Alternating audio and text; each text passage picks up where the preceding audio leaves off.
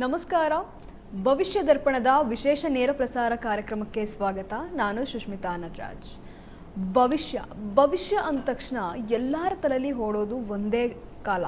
ಏನಪ್ಪ ಆಗುತ್ತೆ ಮುಂದೆ, ಕಾಲಮಾನದಲ್ಲಿ ಯಾವೆಲ್ಲ ರೀತಿಯಲ್ಲಿ ಬದಲಾವಣೆ ಉಂಟಾಗುತ್ತೆ, ಪ್ರಮುಖವಾಗಿ ನಮ್ಮ ರಾಶಿ ನಕ್ಷತ್ರದಲ್ಲಿ ಯಾವೆಲ್ಲ ರೀತಿಯಲ್ಲಿ ಬದಲಾವಣೆ ಉಂಟಾಗುತ್ತೆ, ಗ್ರಹಗತಿಗಳ ಬದಲಾವಣೆಯಿಂದ ಏನೆಲ್ಲ ಒಳತ ಆಗುತ್ತೆ ಅನ್ನುವಂಥದ್ದನ್ನು ಎಲ್ಲರೂ ಸಹ ಆಲೋಚನೆ ಮಾಡ್ತಾನೆ ಇರ್ತೀರಾ. ಅದೇ ರೀತಿಯಾಗಿ ಯಾವ ರಾಶಿಗೆ ಯಾವ ಗ್ರಹದ ಆಗಮನ ಆಗಿದೆ, ಅದೇ ರೀತಿಯಾಗಿ ಆ ಗ್ರಹದ ಆಗಮನದಿಂದ ಗ್ರಹಗತಿಗಳಲ್ಲಿ ಯಾವೆಲ್ಲ ರೀತಿಯಲ್ಲಿ ಬದಲಾವಣೆ ಉಂಟಾಗಿದೆ, ಅದೇ ರೀತಿಯಾಗಿ ಯಾವ ರಾಶಿಗೆ ಶುಕ್ರನ ಆಗಮನ ಆಗಿರ್ಬೋದು, ಅದೇ ರೀತಿಯಾಗಿ ಗುರುವಿನ ಆಗಮನ, ಅದೇ ರೀತಿಯಾಗಿ ಶುಕ್ರ ದಶೆ ಯಾರಿಗೆ ಪ್ರಾರಂಭ ಆಗ್ತಾ ಇದೆ, ಇವೆಲ್ಲವನ್ನು ಸಹ ತಿಳಿಸ್ಕೊಡೋದಕ್ಕೆ ಎಂದಿನಂತೆ ನಮ್ಮ ಕಾರ್ಯಕ್ರಮದಲ್ಲಿ ಖ್ಯಾತ ಜ್ಯೋತಿಷ್ಯರಾದ ಅರ್ಜುನ್ ರಾವ್ ಗುರೂಜಿ ಅವರಿದ್ದಾರೆ. ಮೊದಲಿಗೆ ಅವ್ರನ್ನ ಕಾರ್ಯಕ್ರಮಕ್ಕೆ ಬರ್ಮಾಡ್ಕೊಳ್ಳೋಣ. ಗುರೂಜಿ, ಕಾರ್ಯಕ್ರಮಕ್ಕೆ ಸ್ವಾಗತ. ನಮಸ್ತೆ.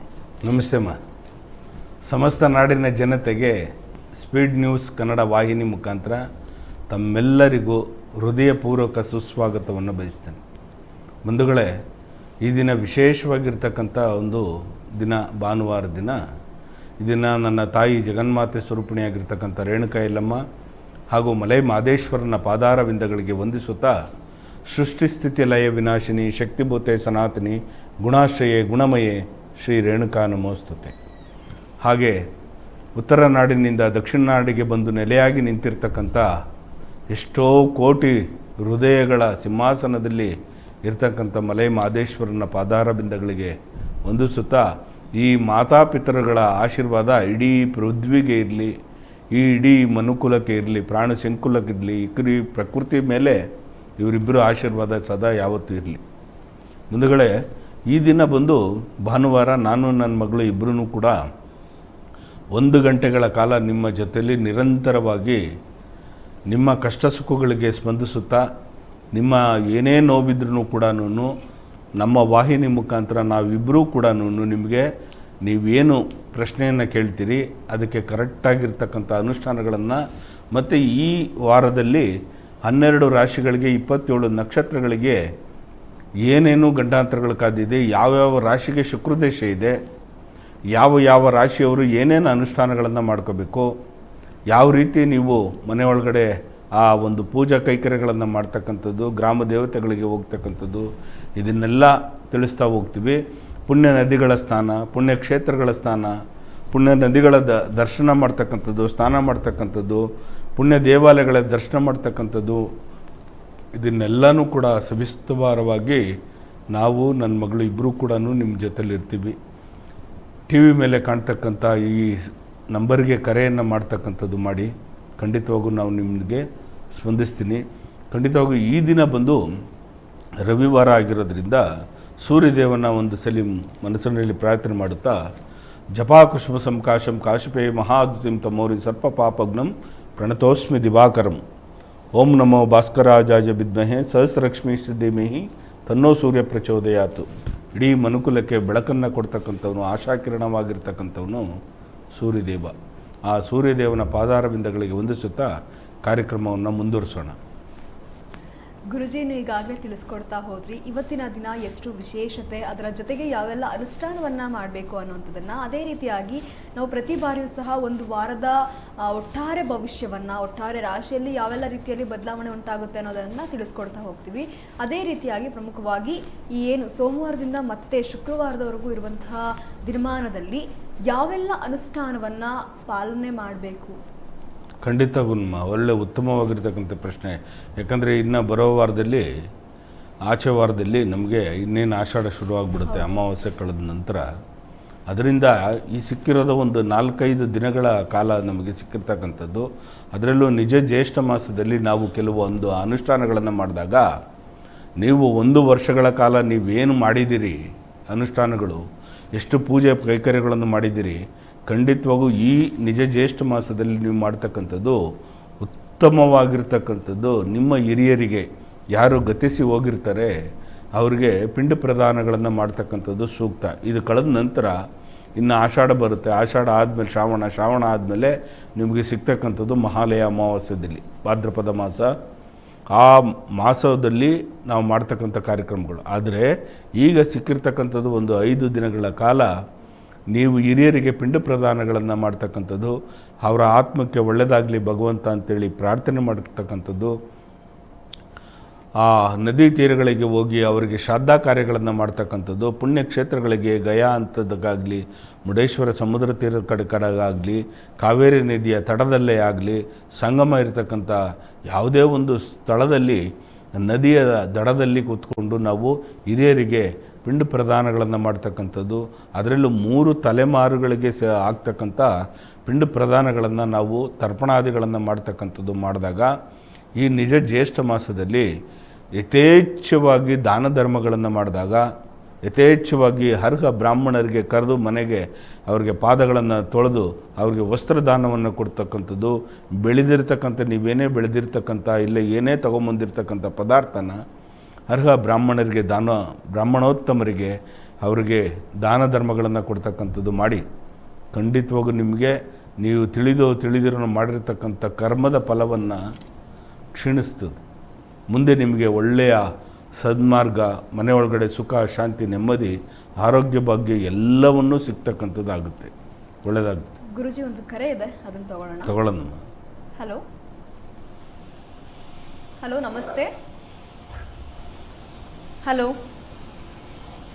ಹಲೋ ನಮಸ್ತೆ, ಎಲ್ಲಿಂದ ಕರೆ ಮಾಡ್ತಾ ಇರೋದು? ಹಲೋ ಹಲೋ ನಮಸ್ತೆ ಅಮ್ಮ, ಎಲ್ಲಿಂದ ಕರೆ ಮಾಡ್ತಾ ಇರೋದು? ಅಮ್ಮ ನಿಮ್ಮ ವಾಯ್ಸ್ ಕರೆಕ್ಟಾಗಿ ಕೇಳಿಸ್ತಾ ಇಲ್ಲ. ಇವಾಗ ಕೇಳಿಸ್ತಾ ಇದೆ, ಹೇಳಿ. ಇವಾಗ ಎಲ್ಲಿಂದ ಕರೆ ಮಾಡ್ತಾ ಇರೋದು? ಮೇಡಮ್ ನಾವು ಸಂಗೀತನ ಕೇಳಬೇಕಿತ್ತು ಮೇಡಮ್. ಓಕೆ, ಗುರುಜಿ ಇದ್ದಾರೆ, ಮಾತಾಡಿ. ಹಲೋ ಸರ್, ಗುರುಜಿ ನಮಸ್ತೆ ಮೇಡಮ್. ನಮಸ್ತೆ ಅಮ್ಮ, ಎಲ್ಲಿಂದ ಕರೆ ಮಾಡ್ತಾ ಇದ್ರೆ? ಮಂಡ್ಯದಿಂದನಾ? ಹೌದು ಸರ್, ಮಂಡ್ಯದಿಂದ. ಯಾರ ಬಗ್ಗೆ ಕೇಳ್ಬೇಕಾಯ್ತಮ್ಮ? ನಮ್ಮ ಮಗಳ ಬಗ್ಗೆ ಸರ್. ಮಗಳ ಬಗ್ಗೆನಾ? ಹೌದು ಸರ್. ಅವಳದು ನಕ್ಷತ್ರ ರಾಶಿ ಹೇಳ್ಬಿಟ್ಟ. ನಕ್ಷತ್ರ ಗೊತ್ತಿಲ್ಲ ಸರ್, ರಾಶಿ ಕುಂಭ ರಾಶಿ ಬರುತ್ತೆ ಸರ್, ಡೇಟ್ ಆಫ್ ಬರ್ತ್ ಹೇಳ್ತೀನಿ. ಕುಂಭರಾಶಿ ಶತಬೀಜ ನಕ್ಷತ್ರನ, ಧನಿಷ್ಠ ನಕ್ಷತ್ರನ, ಪೂರ್ವಭದ್ರ ನಕ್ಷತ್ರನ? ಅದು ಗೊತ್ತಿಲ್ಲ ಸರ್, ಕೇಳಿಲ್ಲ. ಆಗ್ಲಿ, ಪರವಾಗಿಲ್ಲ. ಏನ್ ಕೇಳ್ಬೇಕಾಯ್ತು ಮಗಳ ಬಗ್ಗೆ? ಅವ್ರ ಭವಿಷ್ಯದ ಬಗ್ಗೆ ಸರ್ ಏನೋ ಸ್ವಲ್ಪ ಪ್ರಾಬ್ಲಮ್ ಇದೆ, ಅದಕ್ಕೆ ಸರ್ ಡೇಟ್ ಆಫ್ ಬರ್ತ್ ಹೇಳ್ತೀನಿ ಸರ್. ನೋಡಿ ಇರ್ಲಿ, ಪರವಾಗಿಲ್ಲ. ಡೇಟ್ ಆಫ್ ಬರ್ತ್ ಅಂತಂದ್ರೆ ನೋಡಿ, ತಾಯಿ ಏನು ಜ್ಞಾನ ಕೊಡ್ತಾಳೆ ಅದನ್ನ ನಾನು ನಿಮ್ಮ ಮುಂದೆ ಹಂಚ್ಕೊತೀನಿ. ಇಲ್ಲೇನು ಯಾವುದೇ ಮೊಬೈಲ್ ಇಲ್ಲ, ಕಂಪ್ಯೂಟರ್ ಇಲ್ಲ, ಯಾವುದೇ ಒಂದು ನೋಡಿಕೊಂಡು ನಾನು ಹೇಳಲ್ಲ. ನೀವು ಕೇಳಿದ ಪ್ರಶ್ನೆಗೆ ಆ ತಾಯಿ ಏನು ನನಗೆ ಮನಸ್ಸಲ್ಲಿ ಹೃದಯ ಸಿಂಹಾಸನದಲ್ಲಿ ಉತ್ತರ ಕೊಡ್ತಾಳೆ ಅದನ್ನು ಮಾಡ್ತೀನಿ. ಖಂಡಿತವಾಗೂ ನೋಡಿ, ಅವಳಿಗೆ ಕೋಪ ಅಂತಕ್ಕಂಥದ್ದು ಜಾಸ್ತಿ ಆಗಿದೆ. ನಿಮ್ಮ ಮಾತೆ ಕೇಳ್ತಾ ಇಲ್ಲ. ಏನಾದರೂ ಸ್ವಲ್ಪ ಮಾತಾಡಿದ್ರು ಕೂಡ ಹೋಗಿ ಮುನ್ಸ್ಕೊಂಡು ಹೋಗಿ ರೂಮಲ್ಲಿ ಕೂತ್ಕೊಳ್ತಕ್ಕಂಥದ್ದು ಮಾಡ್ತಾಳೆ. ಹಲೋ, ಹೇಳಿ ಸರ್. ಅದು ನಿಜನಾ? ಏನ್ ಹೇಳೋದ್ ಮತ್ತೆ ಕೇಳ್ತಾ ಇಲ್ಲ. ಅವ್ರಿಗೆ ರೂಟ್ ಬೇರೆ ರೀತಿ ಹೋಗುತ್ತೆ, ಅದಕ್ಕೆ ಕೇಳ್ತಾ ಇರೋದು ಸರ್. ಗೊತ್ತಾಯ್ತಮ್ಮ, ಅರ್ಥ ಆಯ್ತು. ನಾನು ನೇರ ಪ್ರಸಾರ ಇರೋದ್ರಿಂದ ನಾನು ಅದನ್ನು ಹೇಳ್ತಾ ಇಲ್ಲ, ಗೊತ್ತಿದೆ ನನಗೆ. ಒಂದು ಸ್ವಲ್ಪ ದಾರಿ ತಪ್ತಾ ಇದ್ದಾಳೆ, ಮೊಬೈಲ್ ಜಾಸ್ತಿ ಮಾಡ್ತಾ ಇದ್ದಾಳೆ, ಅವಳದು ಜಾಸ್ತಿ ವರ್ತನೆಗಳು, ಅದು ನೋಡಿ ನೋಡಿ ಬೇಜಾರಾಗ್ಬಿಟ್ಟಿದೆ ನಿಮಗೆ. ಆದರೂ ಕೂಡ ನೀವೇನು ಮಾಡಿ ಅಂತಂದರೆ, ನೀವು ಮಂಡ್ಯದವರೇ ಆಗಿರೋದ್ರಿಂದ ಅಲ್ಲೆಲ್ಲರೂ ಶನ್ಮಾತ್ಮ ದೇವಸ್ಥಾನ ಇದೆಯಲ್ಲಮ್ಮ, ಅಲ್ಲಿ ಹೋಗಿ ಆ ಪರಮಾತ್ಮನಿಗೆ ಇವತ್ತೇ, ಭಾನುವಾರ ಆದರೂ ಪರವಾಗಿಲ್ಲ, ಇವತ್ತೇ ಹೋಗಿ ಅವಳ ಹೆಸರಿನಲ್ಲಿ ಒಂದು ಪೂಜೆ ಮಾಡಿ, ನಾಟಿ ಕುಂಬಳಕಾಯಿ, ನಮ್ಮದು ಪಲ್ಯ ಮಾಡಿ ತಿಂತೀವಲ್ಲ ನಾವು ಕುಂಬಳಕಾಯಿ, ಬೂದ್ ಕುಂಬಳಕಾಯಿ ಅಲ್ಲ, ನಾಟಿ ಕುಂಬಳಕಾಯಿ ಇದೆಯಲ್ಲ, ಸಿಹಿ ಕುಂಬಳಕಾಯಿ, ಅದರಲ್ಲಿ ಕಪ್ಪು ಪಂಚೆ ಬಟ್ಟೆ, ಒಂದು ಕಪ್ಪು ಟವಲ್ಲು, ಒಂದು ಮಾರು ತುಳಸಿ, ಒಂದು ನಾಟಿ ಕುಂಬಳಕಾಯಿ, ಪೂಜೆ ಸಾಮಾನು ತೊಗೊಂಡೋಗ್ಬಿಟ್ಟು ಶನ್ಮಾತ್ಮ ದೇವಸ್ಥಾನಕ್ಕೆ ದಾನವಾಗಿ ಕೊಟ್ಬಿಡ್ಬಮ್ಮ. ತುಂಬ ಚೆನ್ನಾಗಾಗುತ್ತೆ, ನಿನ್ನ ಮನಸ್ಸಲ್ಲಿರೋ ನೋವು ಕಡಿಮೆ ಆಗುತ್ತೆ. ಆಮೇಲೆ ನಿನ್ನ ಮಗು ನಿನ್ನ ಕೈಗೆ ಸಿಗಬೇಕು, ನಿನ್ನ ಥರನೇ ಆಗಬೇಕು ಅಂತಂದರೆ ನಾನೊಂದು ಅನುಷ್ಠಾನ ಹೇಳ್ತೀನಿ, ಅದನ್ನು ಮಾಡುತ್ತಾ ಇವತ್ತು. ನಿನ್ನ ದುಃಖ ಎಲ್ಲ ಕಳೆದೋಗುತ್ತೆ, ಚೆನ್ನಾಗಾಗ್ತೀಯ. ಯಾರ್ಯಾರು ಗಂಡು ಮಕ್ಕಳಾಗಲಿ ಹೆಣ್ಣು ಮಕ್ಕಳಾಗಲಿ ದಾರಿ ತಪ್ಪಿ ನಡೆದೋಗ್ತಾ ಇರ್ತಕ್ಕಂಥವ್ರಿಗೆ ತಂದೆ ತಾಯಿಗಳಿಗೆ ಯೋಚನೆ ಇರ್ತದೋ ಅಂಥವರು ಈ ಅನುಷ್ಠಾನಗಳನ್ನು ಮಾಡ್ಕೊಳ್ತಕ್ಕಂಥದ್ದು ಮಾಡಿ. ನಿನ್ನೊಬ್ಬಳಿಂದ ಎಷ್ಟೋ ಜನಕ್ಕೆ ಅನುಕೂಲ ಆಗುತ್ತೆ ತಂದೆ ತಾಯಿಗಳಿಗೆ, ಅದನ್ನು ನಾನು ಹೇಳ್ತೀನಿ ಮಾಡಿ. ಹರಳಿ ಮರದ ಹತ್ರಕ್ಕೆ ಹೋಗು. ಅರಳಿ ಮರದಿಂದ ದುಃಖ ಪಡಬೇಡ ತಾಯಿ, ನಾನು ಹೇಳೋದನ್ನು ಕೇಳಿಸ್ಕೊ. ಕಣ್ಣಲ್ಲಿ ನೀರು ಹಾಕೋದು ಬೇಡ, ದುಃಖ ಪಡೋದು ಬೇಡ. ಯಾಕಂದರೆ ಋಣ ಅದು ಏನು ಮಾಡೋಕ್ಕಾಗಲ್ಲ, ಅದೆಲ್ಲನೂ ಇದಾಗುತ್ತೆ, ಚೆನ್ನಾಗಾಗುತ್ತೆ, ಒಳ್ಳೆಯದಾಗುತ್ತೆ. ಅರಳಿ ಮರದ ಹತ್ರಕ್ಕೆ ಹೋಗಿ ಒಂದು ಎಲೆ ತೊಗೊಂಬನ್ನಿ, ಯಾವುದಾದ್ರು ನೆಲದಲ್ಲಿ ಬಿದ್ದಿರೋದೆಲ್ಲ ಕಿತ್ಕೊಂಬರ್ಬೇಕು. ಅದನ್ನು ನೀರಲ್ಲೆಲ್ಲ ತೊಳೆದು ಸ್ವಲ್ಪ ಅರಿಶಿನ ಲೇಪನ ಮಾಡು. ಅರಿಶಿನ ಲೇಪನ ಮಾಡಿಬಿಟ್ಟು ಒಂದು ಬಟ್ಲೊಳಗಡೆ ಅಕ್ಕಿ ಮೇಲೆ ಆ ಎಲೆ ಇಡು. ಆ ಎಲೆ ಇಟ್ಬಿಟ್ಟು ಅದ್ರ ಮೇಲೆ ನಿಮ್ಮ ಮಗು ಹೆಸರು ಬರೀರಿ ಮಧ್ಯದಲ್ಲಿ ಬರೆದ್ಬಿಟ್ಟು ಇಡಬೇಕು. ಅರಿಶಿನ ಹಾಕ್ಬೇಕು ಫಸ್ಟು. ಆ ಎಲೆ ಮೇಲೆಲ್ಲ ತ್ಯಾವ ಮಾಡಿಬಿಟ್ಟು ಅರಿಶಿನ ಸಿಗಿಸ್ಬಿಟ್ಟು ದಾಳಿಂಬೆ ಕಡ್ಡಿನೋ ಇಲ್ಲ ತುಳಸಿ ಕಡ್ಡಿನೋ ನಿಮ್ಮ ಮಗಳ ಹೆಸರು ಬರೆದ್ಬಿಟ್ಟು 11 ದಿನ ಪೂಜೆ ಮಾಡ್ತಾಯಿ. ಅವಳಲ್ಲಿ ಎಷ್ಟೋ ಪರಿವರ್ತನೆ ಆಗುತ್ತೆ. ನಿನ್ನ ಆಸೆ ಅಂತೆ ನೆರವೇರುತ್ತೆ. ಒಳ್ಳೇದಾಗುತ್ತೆ. ಒಳ್ಳೇದಾಗ್ಲಮ್ಮ. ಈ ಅನುಷ್ಠಾನ ಮಾಡ್ತಾಯಿ, ಚೆನ್ನಾಗಾಗುತ್ತೆ.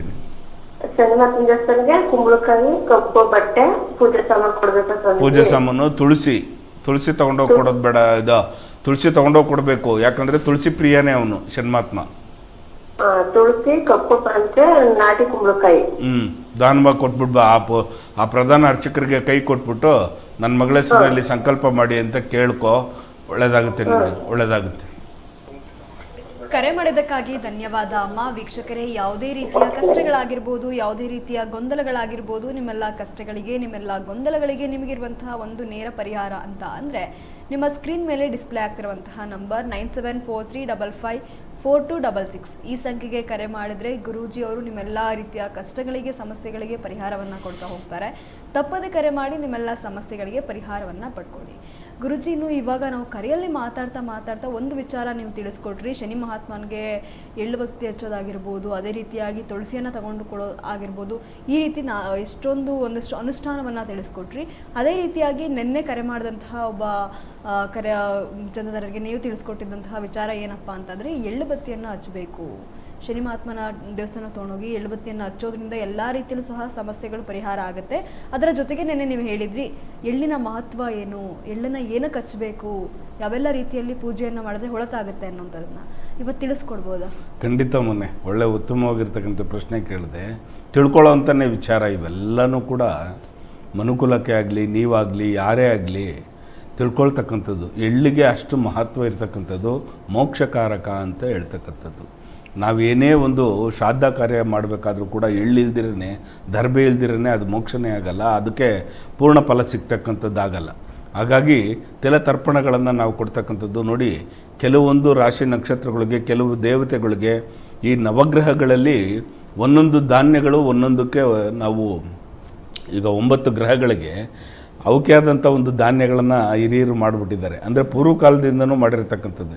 ಈಗ ಶನಿಗೆ ಬಂದು ಅವನು ಕರ್ಮಕಾರಕ ಅಂದರೆ ನೀನು ಒಳ್ಳೆ ಸದ್ಬುದ್ಧಿಗಳನ್ನು ಮಾಡಿದಾಗ, ಒಳ್ಳೆ ದಾನ ಧರ್ಮಗಳು ಮಾಡಿದಾಗ, ಒಳ್ಳೆಯದನ್ನು ನಡ್ಕೊಂಡಾಗ ಅವನು ಮೋಕ್ಷವನ್ನು ಕೊಡ್ತಕ್ಕಂಥವನು, ರಾಜಯೋಗ ಕೊಡ್ತಕ್ಕಂಥವನು ಶನಿ.